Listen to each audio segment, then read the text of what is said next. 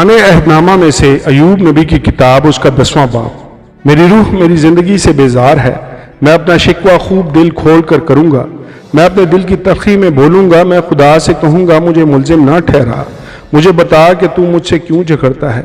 کیا تجھے اچھا لگتا ہے کہ اندھیر کرے اور اپنے ہاتھوں کی بنائی ہوئی چیز کو حقیر جانے اور شریروں کی مشورت کو روشن کرے؟ کیا تیری آنکھیں گوشت کی ہیں یا تو ایسے دیکھتا ہے جیسے آدمی دیکھتا ہے؟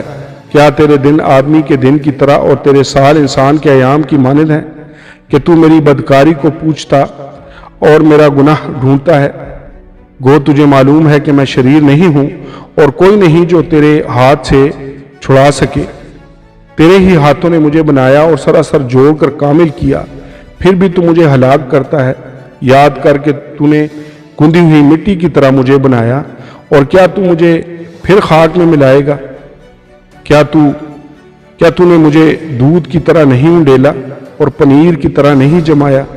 پھر تو نے مجھ پر چمڑا اور گوشت چڑھایا اور ہڈیوں اور نسوں سے مجھے جوڑ دیا۔ تو نے مجھے جان بخشی اور مجھ پر کرم کیا، اور تیری نگہبانی نے میری روح سلامت رکھی۔ تو بھی تو نے یہ باتیں اپنے دل میں چھپا رکھی تھیں۔ میں جانتا ہوں کہ تیرا یہی ارادہ ہے کہ اگر میں گناہ کروں تو تو مجھ پر نگران ہوگا اور تو مجھے میری بدکاری سے بری نہیں کرے گا۔ اگر میں بدی کروں تو مجھ پر افسوس، اگر میں صادق بنوں تو بھی اپنا سر نہیں اٹھانے کا، کیونکہ میں رسوائی سے بھرا ہوں اور اپنی مصیبت کو دیکھتا رہتا ہوں۔ اور اگر سر اٹھاؤں تو شیر کی طرح مجھے شکار کرتا ہے اور پھر عجیب صورت میں مجھ پر ظاہر ہوتا ہے۔ تو میرے خلاف نئے نئے گواہ لاتا ہے اور اپنا قہر مجھ پر بڑھاتا ہے۔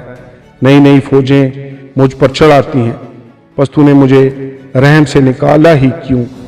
میں جان دے دیتا اور کوئی آنکھ مجھے دیکھنے نہ پاتی، میں ایسا ہوتا کہ گویا تھا ہی نہیں، میں رحم ہی سے قبر میں پہنچا دیا جاتا۔ کیا میرے دن تھوڑے سے نہیں؟